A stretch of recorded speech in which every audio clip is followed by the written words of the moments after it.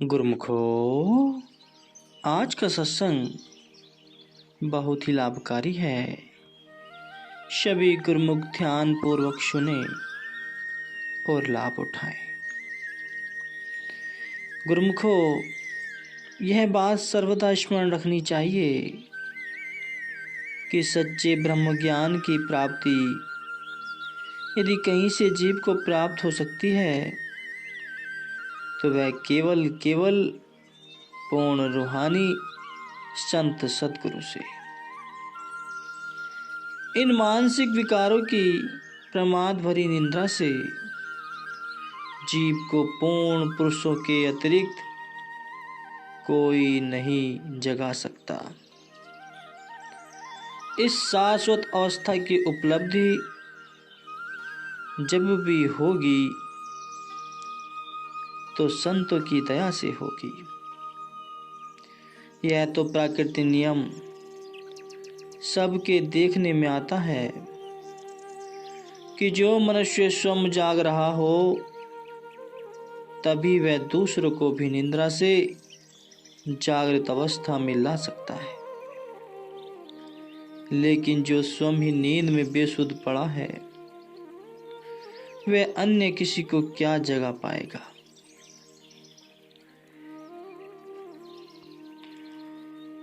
जो इस सच्चे आनंद की प्राप्ति का इच्छुक हो तथा जो जन इस मोह व भ्रम के जाल में उलझने से बचने की उमंग रखता हो तो उसके लिए आवश्यक है कि वह पूर्ण महापुरुषों की संगत में जाकर उनके सतोपदेशों पर मन वचन कर्म द्वारा निष्काम भाव से आचरण करे।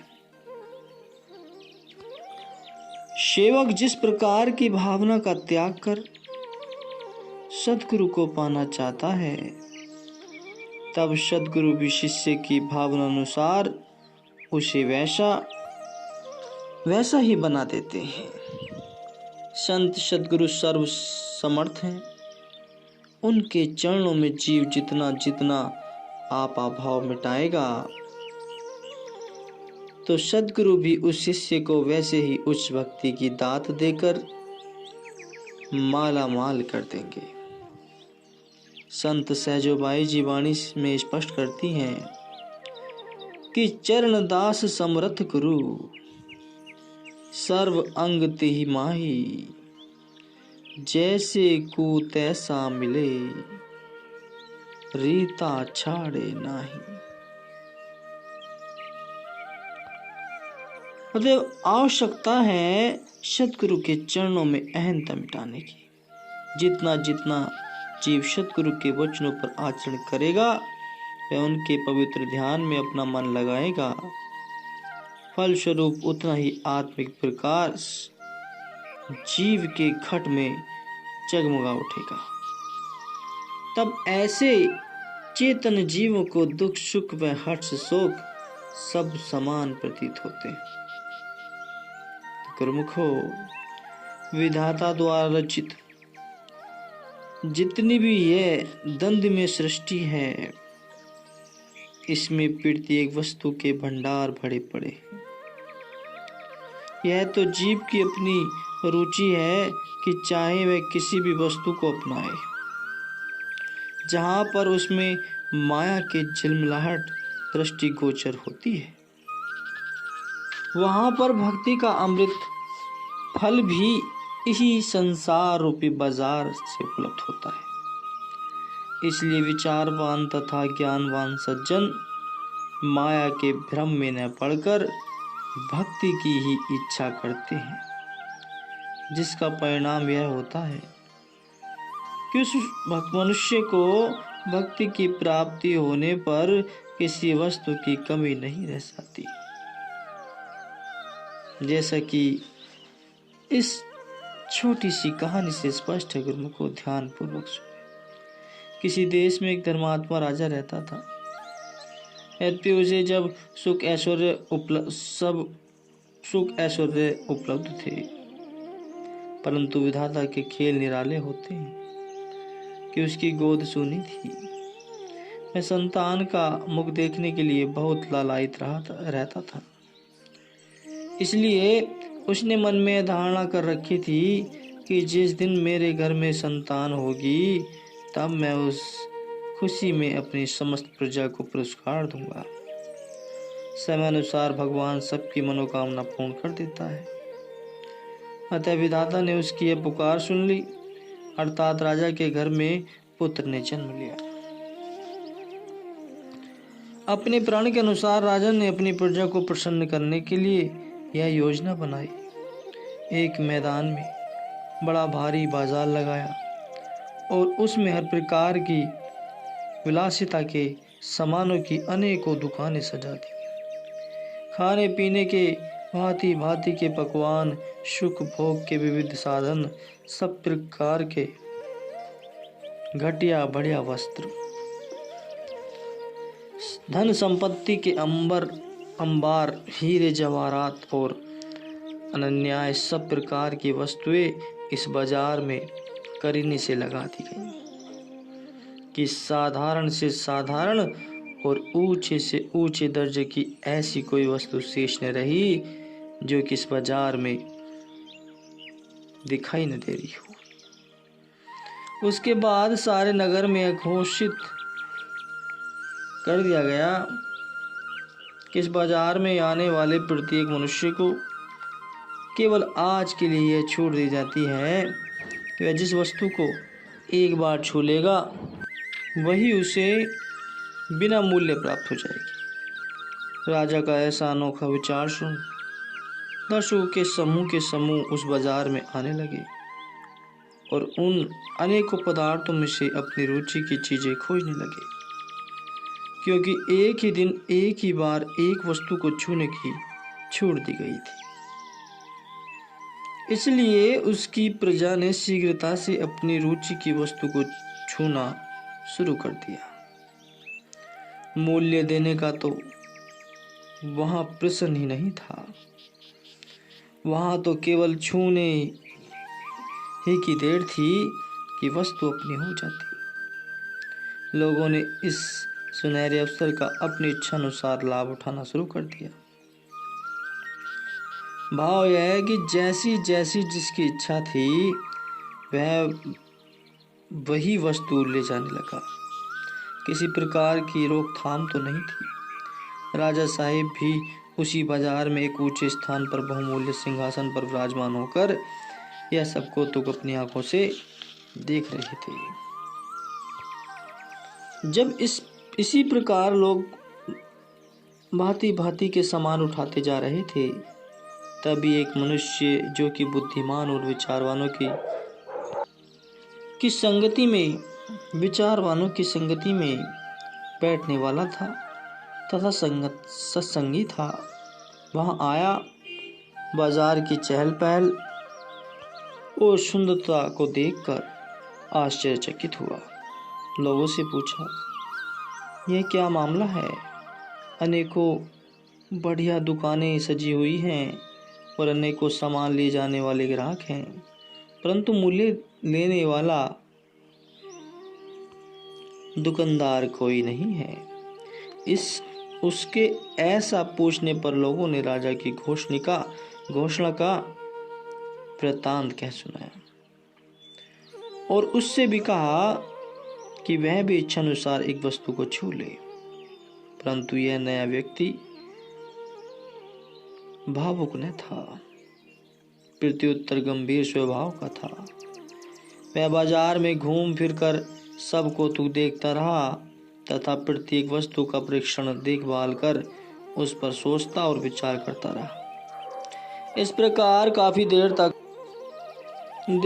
प्रत्येक वस्तु के परिणाम को सोचकर कि इन वस्तुओं के लेने से क्या लाभ होगा। मिलनी तो केवल एक बार हाथ लगाने से एक ही वस्तु है और वह वस्तु कब तक मेरे काम आएगी। मैं ऐसा कार्य क्यों न करूं जिससे मुझे अधिक से अधिक लाभ प्राप्त हो। अतएव इन वस्तुओं के मालिक राजा को ही क्यों न छू लूं, जिनके छू लेने से सब पदार्थ स्वयं मेरे अधिकृत हो जाएंगे। अपने मन में विचार दृढ़ करके वह उसी दिशा की ओर बढ़ चला जिधर की स्वयं राजा एक ऊंचे स्थान पर रत्न जड़ित सिंहासन पर विराजमान थे। सारे जनसमूह को चीरता हुआ वह विचारवान मनुष्य राज सिंहासन के समीप पहुंचने ही वाला था कि कुछ राज्य कर्मचारियों ने आगे बढ़ने से रोकना चाहा। इस पर उस बुद्धिमान मनुष्य ने कहा कि आज के दिन तुम मुझे नहीं रोक सकते, क्योंकि आज के लिए राजा साहिब ने स्वतंत्रता दे रखी है, इसलिए तुम मुझे राजा साहिब के पास जाने दो। राजा साहिब जो निकट बैठे हुए थे यह सब वार्ता सुन रहे थे। उन्होंने इस मनुष्य को अपने पास आने की आज्ञा दी। तब वह मनुष्य राजा के निकट जा पहुंचा और बड़े आदर से प्रणाम करके राजा के चरण पकड़ लिए। तब राजा ने उससे पूछा, कहो भाई, क्या चाहते हो? वह बोला, श्रीमान, बस अब और क्या चाहिए? जिस वस्तु की इच्छा थी सो तो मिल गई, अब और किसी चीज की इच्छा नहीं है। राजा उसकी बात सुनकर चकित हुआ और पूछने लगा, बात क्या है? हमारी समझ में नहीं आई। तब उस व्यक्ति के ने हाथ बांध कर विनय की, महाराज, आपने घोषणा की थी कि आज के दिन इस बाजार में किसी चीज को जो कोई छू ले वह बिना मूल्य उसी की हो जाएगी। यह सुनकर मैं पर्याप्त समय तक विचारता रहा। मैंने सोचा कि किसी चीज को भी हाथ लगा दूं वह अपनी हो जाएगी। तब मैंने प्रत्येक वस्तु की वास्तविकता पर विचार किया तो ज्ञात हुआ कि यह सब सामान अल्पज्ञ क्षणभंगुर हैं, जबकि किसी वस्तु को स्पर्श कर अपना बना सकते हैं। तब मैं क्यों न इस सामानों के मालिक अर्थात राजा साहिब को छू लूं, और जब वह मेरे हो जाएंगे तो फिर मैं अपने आप ही इन सामानों को प्राप्त कर लूँगा। इसलिए खूब सोच विचार मैंने अपना निर्णय स्थिर किया एवं आपके चरणों में उपस्थित होकर आपके चरणों को स्पर्श कर लिया है। अब तो आप मेरे हो गए। उसकी ऐसी रोचक व रसीली बात सुनकर सम राजा तथा अमीर वजीरों ने उसकी विलक्षण बुद्धि की भूरी भूरी प्रशंसा की। इसके पश्चात राजा साहिब ने उसे अपने राज प्रसाद में ही रख लिया। वह व्यक्ति भी पूर्णतः सच्चाई से व्यवहार करता रहा। यद्यपि अपनी अनूठी प्रतिभा द्वारा उसके सम्राट के हृदय में पूर्व ही यह स्थान बना लिया था, अब प्रत्येक राजकीय कार्यों में अत्यंत निपुण देखकर राजा साहब उस पर हार्दिक प्रसन्न रहते, यहाँ तक कि राजकाज के प्रत्येक कार्य में उससे परामर्श लेते। इस प्रकार वह विचारवान व्यक्ति देश सम्राट के विश्वास व प्रसन्नता का पात्र बन गया। समय बीतते देर नहीं लगती। धीरे धीरे राजा साहिब को वृद्धावस्था ने आ घेरा। वृद्ध होने के नाते अब वे असमर्थ थे ही, साथ ही भगवत परायण होने के कारण उन्हें अब अपरामता भी हो गई थी। इसलिए इसे हर प्रकार से शास्त्र के विधान में सुयोग्य व परंपरागत जान राजा साहिब ने राजपाट का कार्य इस व्यक्ति को सौंप दिया और अपने औरस सगे पुत्र को, जो कि अभी छोटा था, इसके संरक्षण में छोड़ स्वयं भजन अभ्यास के लिए वन में चले गए। तो तात्पर्य यह है कि संसार को सत्पुरुषों ने एक बाजार से तुलना दी है। सब लोग इस संसार में से सौदा खरीद रहे हैं। कोई स्त्री पुरुष के मोह का सामान खरीद रहा है, तो कोई इज्जत, मान, बड़ाई और कोई धन दौलत ही अर्जित करने का व्यापार कर रहा है। भाव यह ही है कि सभी प्राणी अपने अपने विचार अनुसार इस संसार में सौदा कर रहे हैं, परंतु जो जगी हुई आत्माएं होती हैं, जिनके पूर्व संचित संस्कार उत्तम व श्रेष्ठ होते हैं, वे संसार रूपी बाजार में सत्य वस्तु का ही व्यापार कर वास्तविक सौदा खरीदते हैं। जैसे महापुरुषों की वाणी से स्पष्ट होता है कि तत्व वस्तु संसार में गुरु की भक्ति जान, कबीरा गुरु की भक्ति यह रहे निस दिन गुरु का ध्यान। सत्पुरुषों ने तो संत सदगुरु की भक्ति को ही सबसे मूल्यवान और दुर्लभ वस्तु बताया है।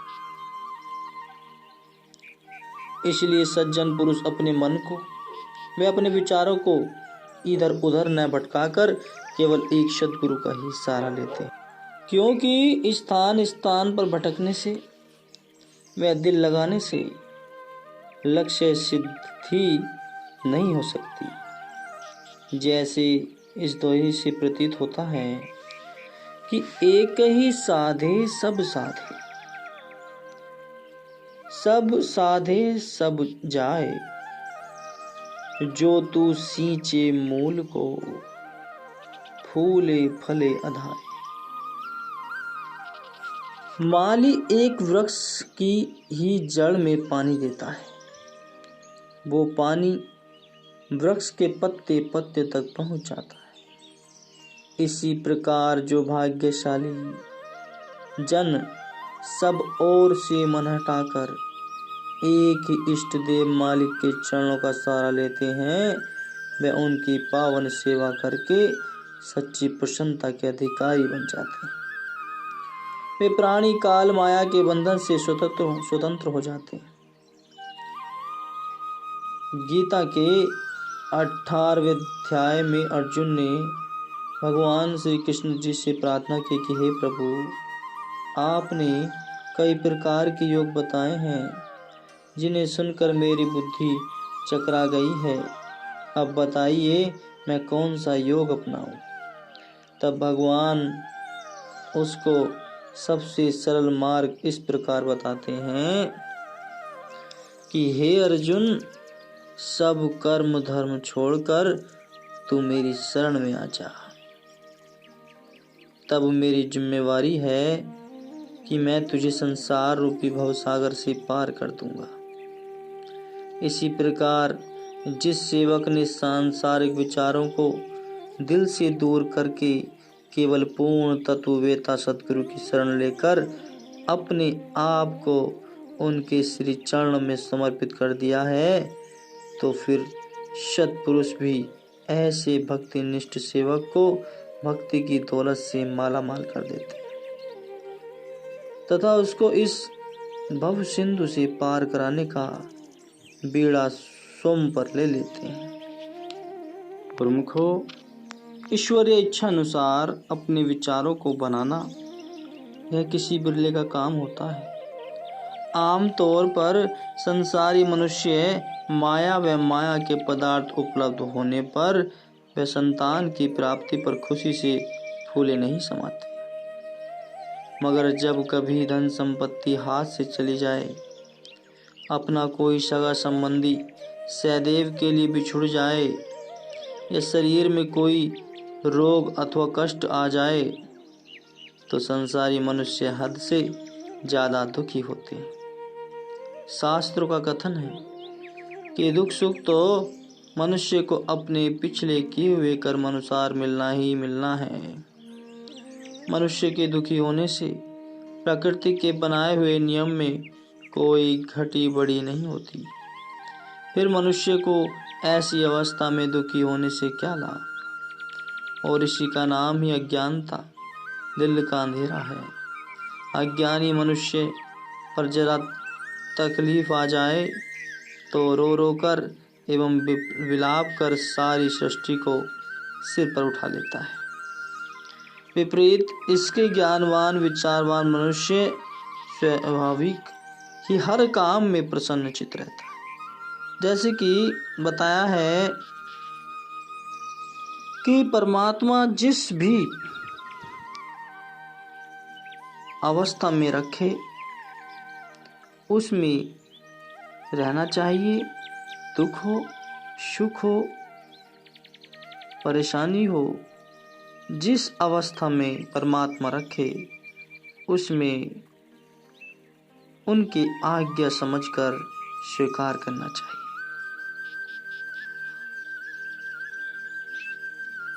मनुष्य को अध्यात्म की जरूरत है। मनुष्य को इस मन को भटकने से बचाना है। इस मन को भटकने से तब बचा पाओगे जब मनुष्य संत महापुरुषों के सत्संग को सुनकर मन में धारण करे और उस पर आचरण करके समय के संत सद्गुरु से नाम की दीक्षा लेकर नाम अभ्यास में अपने मन की चित्तवृत्ति को लगाए। भजन अभ्यास में सुरती लगाने पर मनुष्य सुख दुख हर्ष शोक राग द्वेष से ऊपर उठकर मालिक की प्रत्येक मौज में प्रसन्न चित रहता है। तेरा भाड़ा मीठा लागे, नाम पदारथ नानक मांगे। बोलो जयकारा, बोल मेरे श्री गुरु महाराज जी की जय।